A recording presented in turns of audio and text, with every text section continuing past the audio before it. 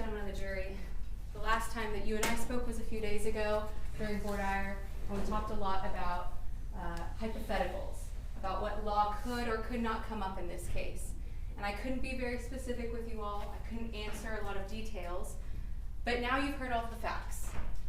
Now you know the details of this case. And so what I want to spend just a few minutes doing with you all is applying those laws that we talked about in general in voir dire to this case. So now allow me to be very clear about what happened. On May 5th of 2022, Antwan Franklin received a text message from Eric Garcia, Scary Eric. And what did that text message say? Hey, let's go out. Says Scary Eric, let's go out. What does Antwan respond immediately with? Let's rob someone. That's what he responds immediately. And then the rest of that night, you all heard evidence, and you can go back and review the messages for yourself, about how Antwan then coordinates this robbery of Du'Vonta Lampkin. And about how he, in fact, tells Eric. Eric suggests, oh, what if we do this? What if we do this? And he goes, no, we're going to do it this way. No, chill out, bro. This is what we're going to do. Hey, I'm just going to do it myself. You hear that in the course of these messages. And ultimately, you now know that Antwan Franklin coordinated a robbery whereby Eric Garcia and John Williams followed Du'Vonta Lampkin into his Airbnb and they rob him. And in the course of that robbery, he's murdered. Now, judge has read the charge to you, and you guys get a copy of that. So you don't have to remember anything that was just said. Y'all are going to get to go through this. But one part that I really want you all to focus on, that we talked about in voir dire, was that law of parties. I'll remember my hypothetical, I couldn't tell you exactly, but I had a bank robbery example, right? And I made myself the mastermind, and I made one of the jurors my getaway driver, and a couple other jurors the people who go inside and rob the bank, right? And we talked about how everybody gets a medal in crew, right? Same thing in law of parties. We talked about how just because I'm the mastermind and I didn't go in the bank, I still get a medal because I'm still responsible for what happens and for what my other co-defendants do in furtherance of my plan, right? And so when you're looking at that charge, it has a section called Law of Parties. And that very last paragraph is what we're here for today, under capital murder.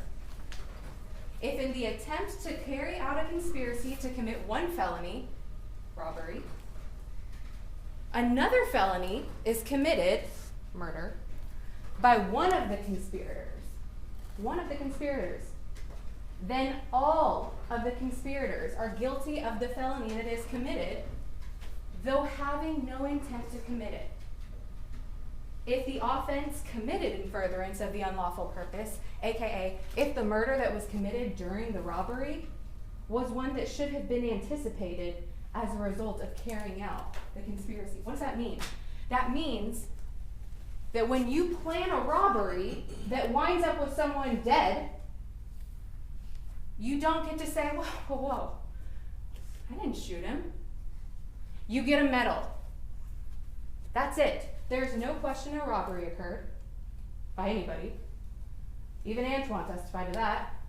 There's no question Du'Vonta Lampkin was murdered during the course of that robbery.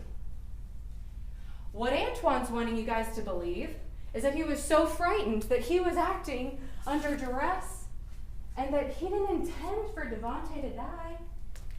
The law says it doesn't matter. It doesn't matter, because when you plan robberies, that is a foreseeable consequence that someone could wind up dead. Antwan testified himself, yeah, I didn't know if they had a gun with them or not. Oh, I was praying that everything went right in that robbery I set up. I'm sorry, the break-in. What do you think's going to happen? When you tell somebody there's a backpack of $20,000 and possibly weed, he says, well, yeah, I thought there could have been a gun. I thought something could have gone wrong. That's why he's praying in the Uber. There's no question about it. You've used 5 minutes. Thank you, Your Honor. When I talked to you all, I told you guys that the 12 of you who get picked are going to take an oath to follow the law. And I went row by row, annoyingly, I went row by row for each of you, and I said, who here says, hey, I get what you're saying about law of parties. I get what you're saying about how everybody gets a medal. But if I'm to serve as a juror in this case, I just don't know that I agree with that.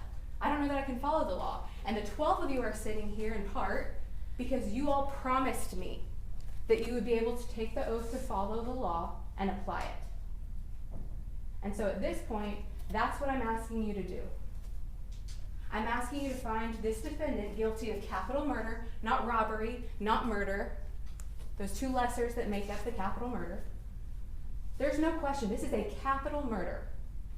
Because you don't get to just shuck off the responsibility of what happens when someone winds up dead.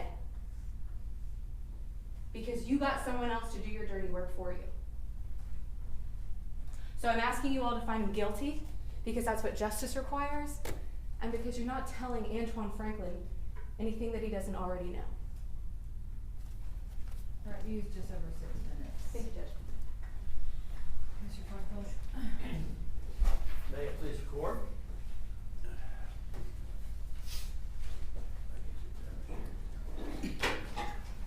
Counsel for the state, ladies and gentlemen of the jury, I'm going to start with capital murder, and I'm going to explain to you why the state of Texas didn't get close to even proving capital murder. Now remember, the state of Texas has the burden to prove to you beyond a reasonable doubt that one of these two guys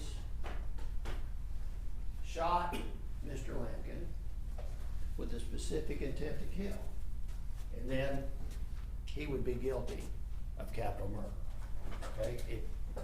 He set it up.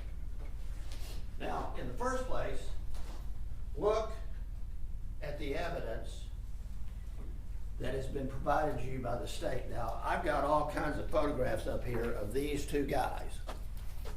And you can take these photographs back there and look at them, because this is evidence. It's what you've got to consider.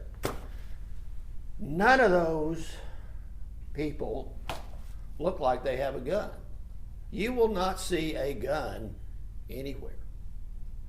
In any photograph, in any video, both coming and going, you will not see a gun. Period. The end. So, next, let's look at this. This is Mr. Lampkin going up to his room, his apartment. And you can see what he looks like. You can see that sweater he has on, that shirt, that long sleeve shirt he has on. And then you can look at the crime scene and you can see the condition of that shirt. And then you can look at what came in the autopsy, the condition of that shirt. And that's just a little bit, that shirt is what he was wearing in that photograph I just showed you, that you can take back and look at when you're in the jury room. So, what happened? What happened? Do you know? No, you don't know. You don't have a clue what happened. Now, he's got a lot of stuff up there. He's got vast quantities of marijuana that he distributes for money. So he's probably got a lot of money up there too. Chances are he's got a gun up there. I mean, really, come on. We're talking about a rather substantial drug dealer here. He's the one who's got the product. He's the one who's got the money. He's the one that has to protect all this stuff. Chances are he has a gun. These two yahoos go up there. Now, all these people are idiots. Come on. He is, they are. Really. I mean, come on. Their chances of plotting anything are slim to none. They are texting each other, doing weird things, and we know that Antwan Franklin is afraid of Eric Garcia. Now, you know, he's afraid of it, okay? So, all right, he's afraid of it. And Eric really wants some money. So let's figure out how to get some money from this dude. And we know this dude, Mr. Lampkin, has got money because he's pretty big time, and we know that. We know he's got major quantities of drugs, and we know that he's got money. So one way or the other, these people, these two, we know these two are going to get up into that apartment and steal the stuff that's up in there. And one of the ways is to get in that building, get up to that apartment, and just kick in the door. Just break in the door. That's all you got to do. Break in the door and then take whatever's in there. Okay, that didn't quite happen. What we do know is that Mr. Lampkin and these two yahoos up here came in contact with each other. Their intent was to steal money and steal drugs. Those three people came in contact. After that, we don't know what they did. They might have had a conversation about those two going in there and buying drugs from this guy. They might have said, hey, we want one of those bags. We want to sell some drugs on the street. How much did they cost? They might have talked about anything. At least, well, we don't at least know anything. All we know is we see those people going down the hall. We see Mr. Lampkin going down the hall, and we find later Mr. Lampkin dead. And we know there was a struggle. Even Debonair said when he walked in there, he was shocked about how much disarray there was in that apartment. And you can see it from the crime scene photos, and you can see it from his shirt. And you can also, he had an abrasion to his eye. There was a fight in there. Now, where the gun came from, where did it come from? Do you know? Do you know where the gun came from? No. Do you know whose gun it was? No. Do you know which of those three people had a gun in the first place? No. You don't know the answers to any of those questions, and you can't make it up. They got to prove to you beyond a reasonable doubt. Where'd the gun come from?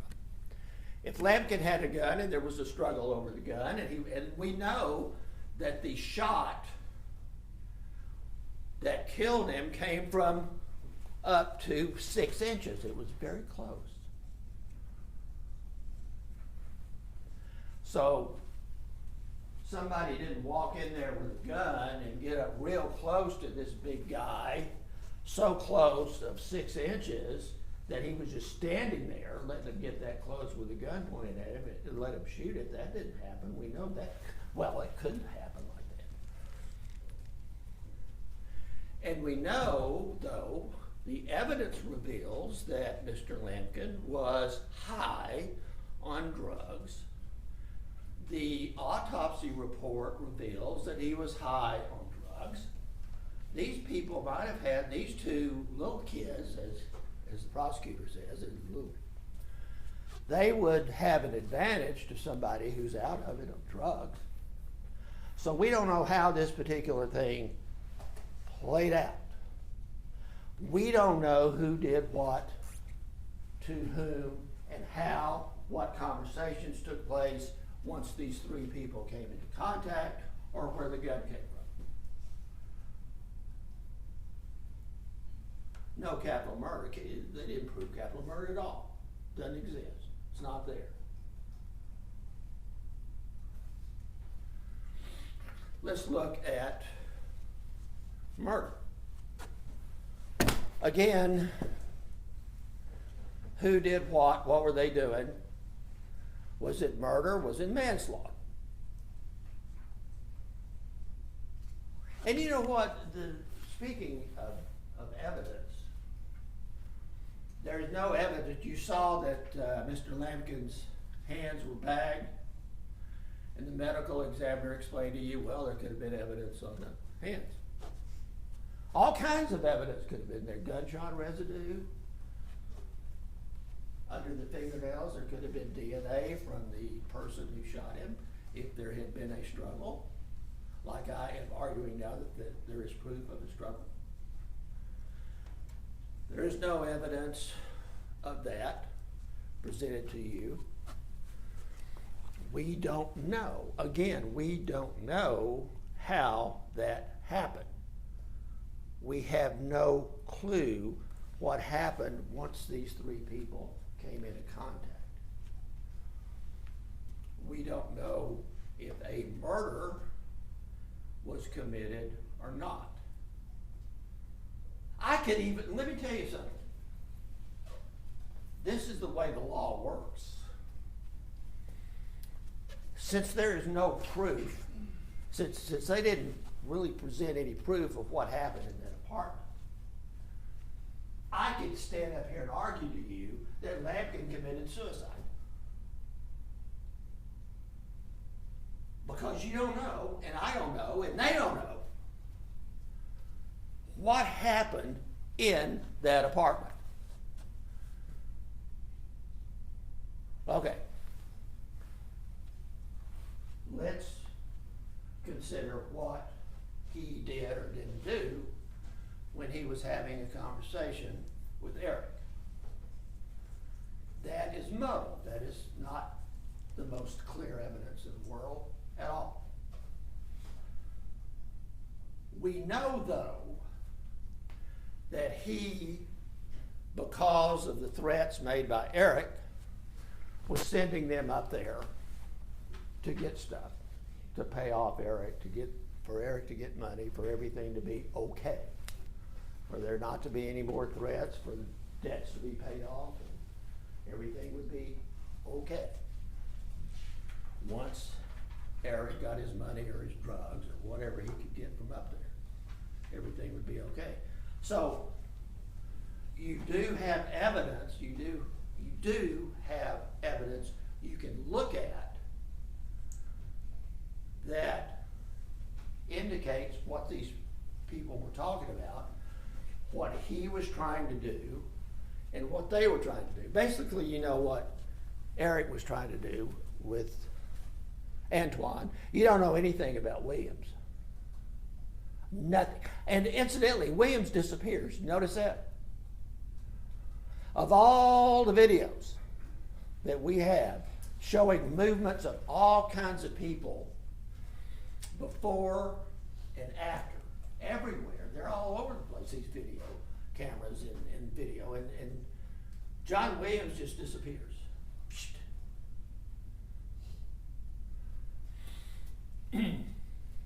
And on top of that, we don't know where he disappeared to.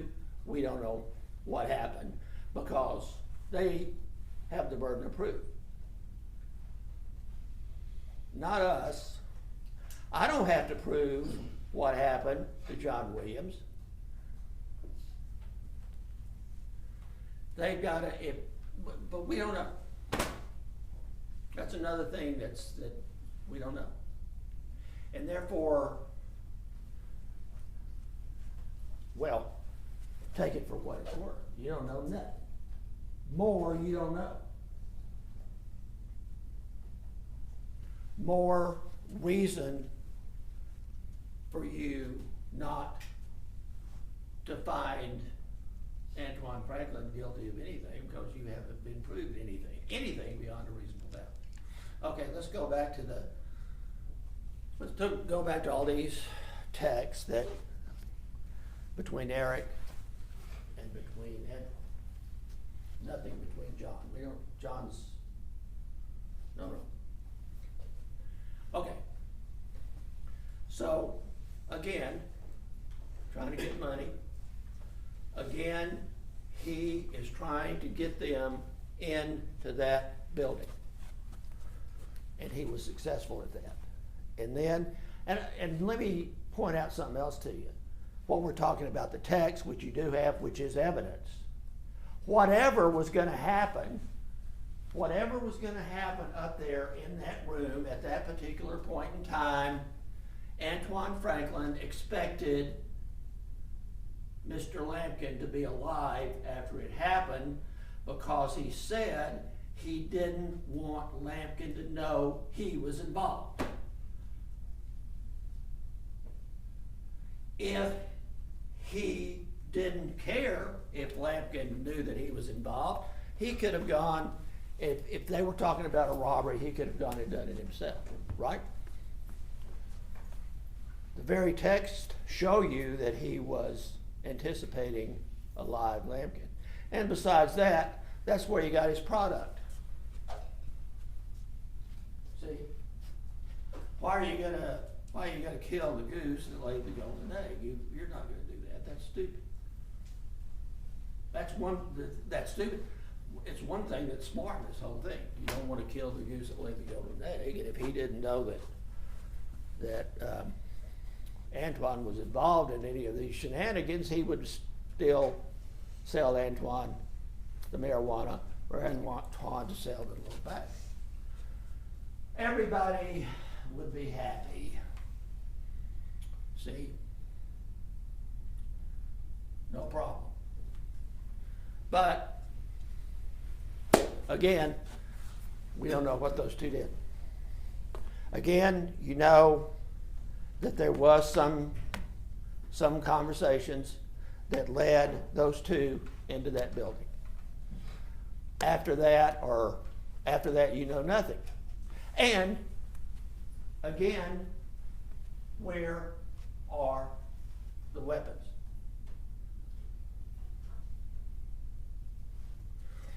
All right. I'm going to ask you to find Antwan Franklin not guilty of capital murder because they didn't prove it. Absolutely did not prove it, even close. Even by preponderance of the evidence, they didn't prove it. Felony murder, still, where's the murder? We don't know we don't know what happened in there. We don't know. Robbery, maybe. Maybe. Maybe. But again, where are the guns? There's no evidence that there could have been a robbery. So again, machinations of idiots, text of idiots. And that doesn't get us anywhere, but they prove beyond a reasonable doubt that we had 3 idiots. That's what they proved. That's it. We do have a dead guy. We do have Mr. Lampkin dead, which we regret, but we don't know how he got that way. At all. At all.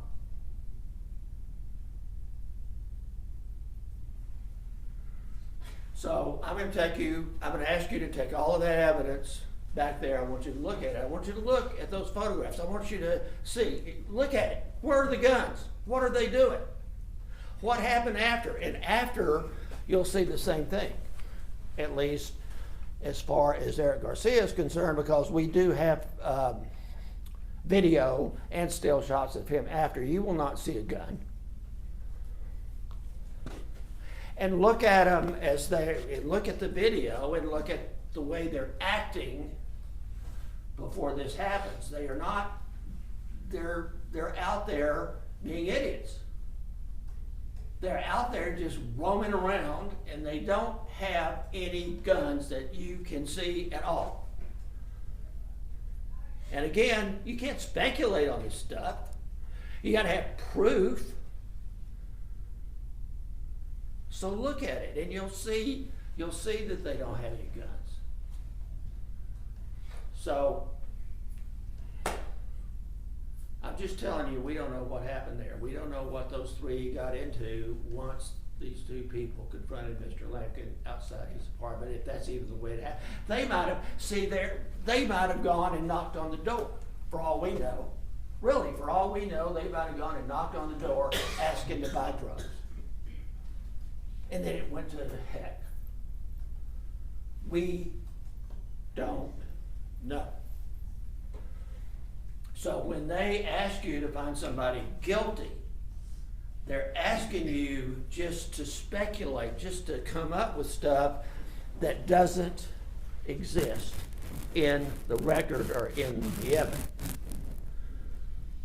They're asking you to find him guilty of capital murder because of stupid text that he wrote to this guy, Eric Garcia, because he's scared of Eric. And he might not have been scared enough, and you know, that's the way it goes. Like I say, that's the way it goes. He's a little scared of it, but he's scared enough to get involved in this little endeavor. So yeah, you got that. So consider that. But bear in mind that you don't know what happened in that apartment. And you don't know what those two guys were doing. You don't know what their motivations were once they got up there, because there is no proof beyond a reasonable doubt. There is no proof beyond a reasonable doubt that either one of those guys intended to kill Du'Vonta Lampkin. Zero.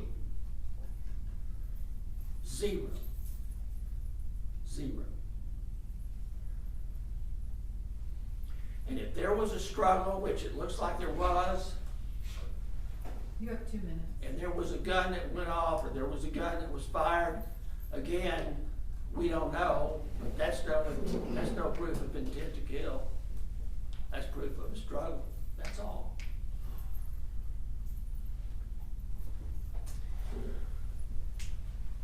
Not guilty, because they did not prove beyond a reasonable doubt that this man sitting over here, Antwan Franklin, is guilty beyond a reasonable doubt of capital murder. Thank you very much. You have 14 minutes left. Judge, may I get one moment to grab a piece of evidence?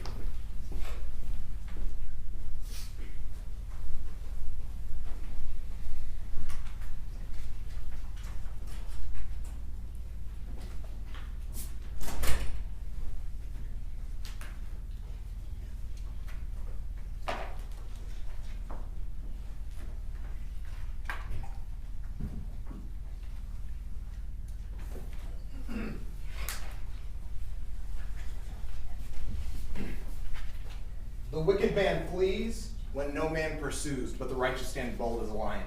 So one of the things that one of my friends says for her closing arguments most of the time.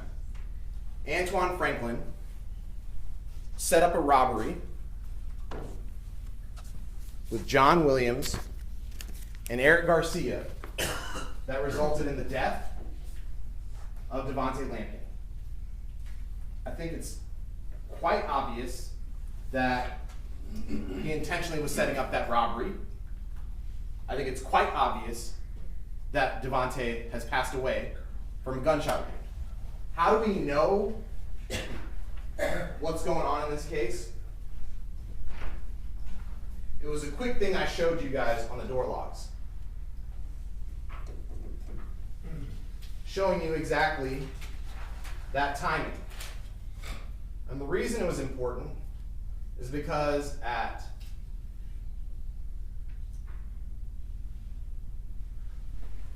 2:09 a.m., the lock was rejected. So here's what happened. We watched on video of Du'Vonta being followed in the hallway by John and Eric. John and Eric come up behind Du'Vonta at the door, and they're making him get into the room. And he's struggling to get in on that key fob, and so that's why that lock got rejected the first time. So then he tries again, and he gets in just a few seconds later. 40 seconds after that, Eric comes out the door, running down the hallway with the backpack. That's your robbery, in case you're curious. And then a minute later, we've got John coming out the door. And the door doesn't open again until that night when Debonair comes back and sees his friend dead on the floor. I think, with as much respect as I can possibly give to Mr. Franklin, Richard Franklin, the defense attorney on this case, I respect him greatly. But to suggest, to even come close to implying that Du'Vonta committed suicide? Well, what happened to the gun? Did he eat it? He couldn't, that's not what happened. You get to use your common sense and make reasonable inferences on the evidence that was presented to you. And your common sense tells you, with those door logs, you know what happened. There was a struggle to get into the door. It didn't open at first. That's why it was rejected. Then it opens, they get in behind him. They struggle in the apartment, because who is robbing a 6'6", 270-pound football player when you're 5'8", 150 pounds without a gun? You want to know where the gun is? It went with the two live people who left that room. The two live people who came into that room and left that room are the ones who had a gun, not Du'Vonta Lampkin. And if you want to watch, you can watch John as he's fiddling with his pocket as he's running down the hallway behind Du'Vonta. You can watch that video. It's State's Exhibit number 91. It's a stitched video. You can watch it. You can't see the gun. I'll agree with you. You can't see a gun. But we know he got shot because we have the exhibit for it. Because we have an autopsy that said so. Also, I think defense intimated that there was an abrasion on his eye. No, there wasn't. There's no evidence of that based on what was said by the coroner. The medical examiner wrote down what injuries there were. The only injury, gunshot wound to the chest that killed him. You know, I think about prayers, right? We talked about it with Antwan Franklin. Think about prayers. What do we pray about, right? What do we pray for? I pray that in this closing argument that I do well. I pray that you guys are able to come to a good decision on this case, right? What does Antwan Franklin pray for? He prays that the break-in goes well. He prays that his friend Du'Vonta, who he buys weed off of, he hopes that that break-in goes well. That's what he prays for in his Uber as he's driving away in safety. This man had the audacity to plan a robbery and then not even stick around for the consequences of what would happen.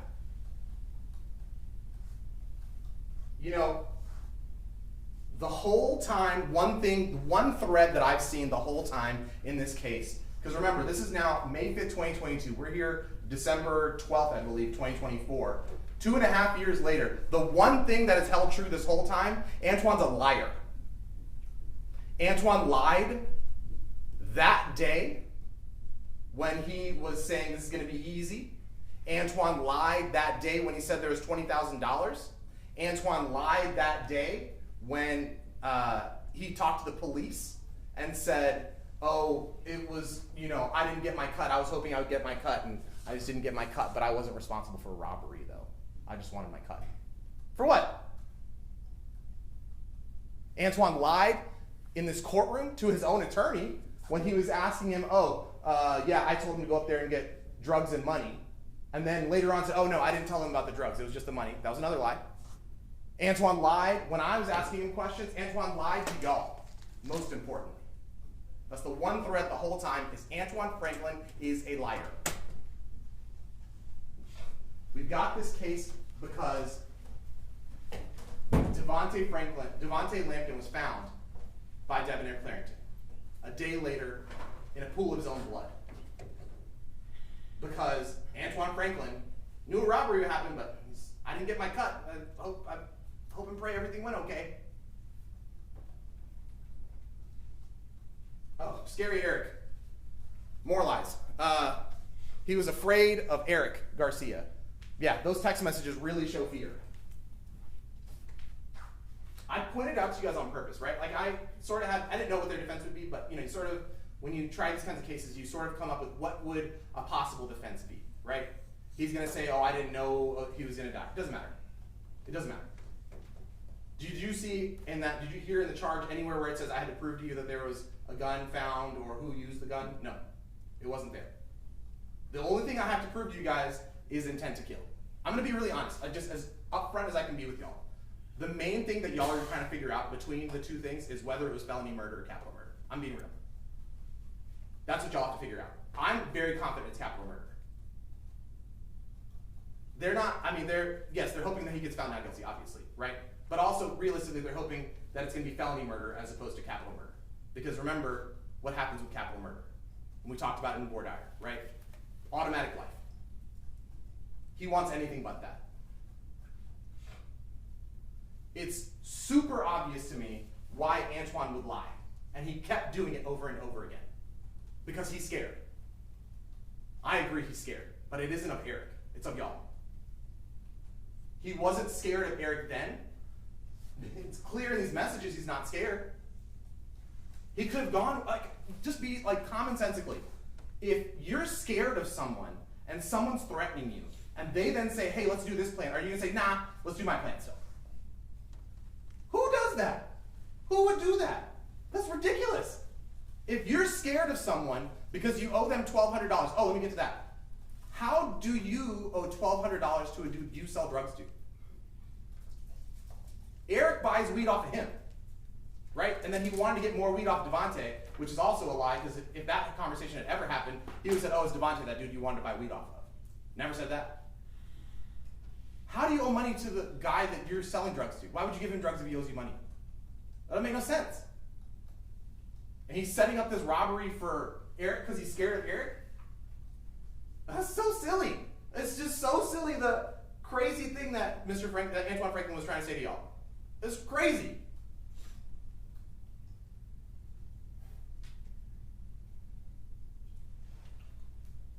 If he's scared, why is he asking for a cut? Who asked for a cut from somebody you're scared of? That just doesn't make sense, right? The things that you get to, we showed you guys that puzzle. Pieces that fit together that make sense versus pieces that don't make sense.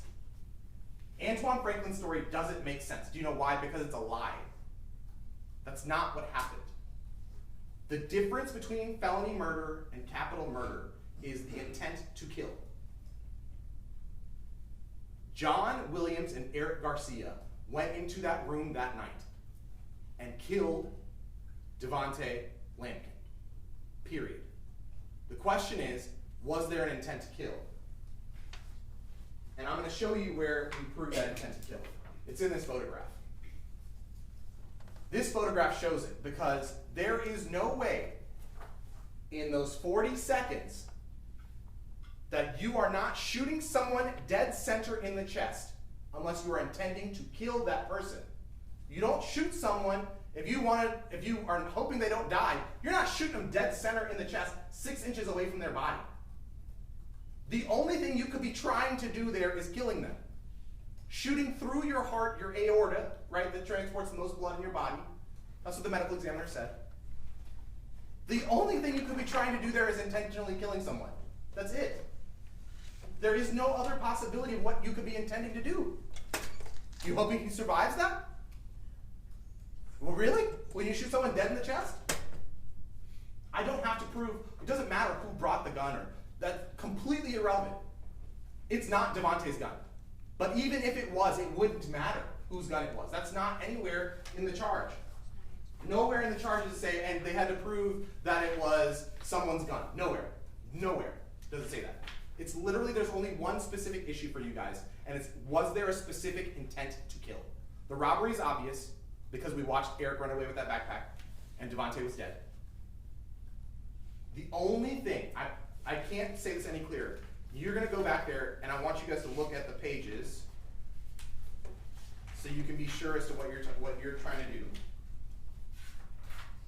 It's gonna say application charged offense capital murder. There's not numbered at the bottom, I apologize. And then the next thing that you're gonna look at is lesser included offense felony murder.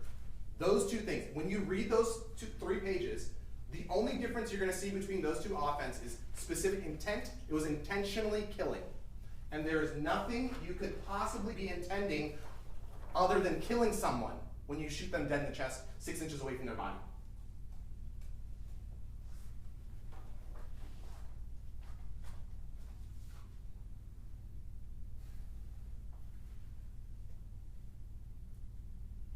So why do we pray? Why do we pray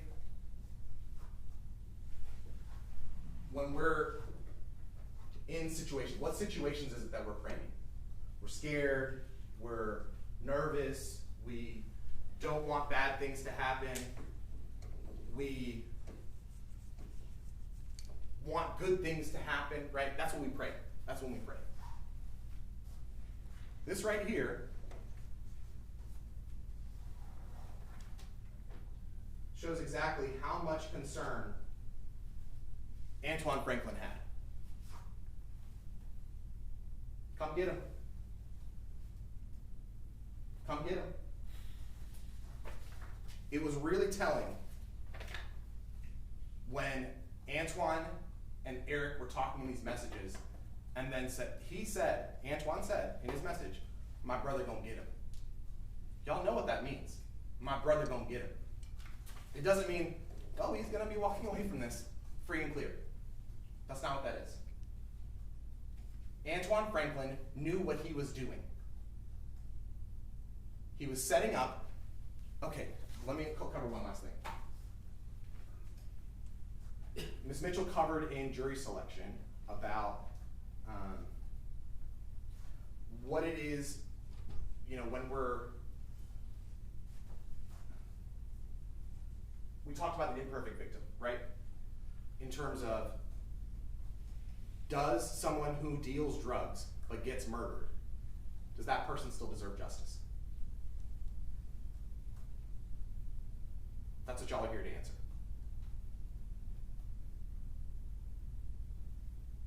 In Dallas, in the community that we all in this room, the 12 of y'all, 2 of y'all as well, I apologize for not looking at y'all, that we all live in, that we work in.